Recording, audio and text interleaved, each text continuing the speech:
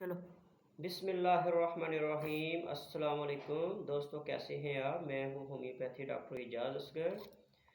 दोस्तों, आज की मेडिसिन का टॉपिक है कैलेंडोला। होम्योपैथिक मेडिसिन है। कैलेंडोला जो है वो ज़ख्मों को भरती है, खुले ज़ख्मों को भी ये भरती है।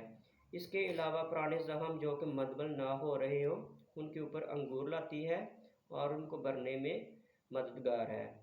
दांत उखाड़ने के बाद अखराज खून को रोकती है।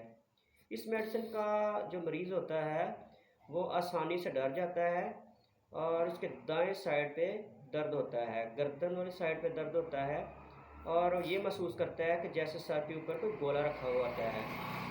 ये थी मेडिसिन की कुछ चंद अलामात। मज़ीद अलामात के लिए मेरे चैनल को आप सब्सक्राइब करें जानने के लिए। और इसके जो क्यू ताकत है वो आप इस्तेमाल कर सकते हैं। आधे कप पानी में 5 से 7 कतरे। शुक्रिया।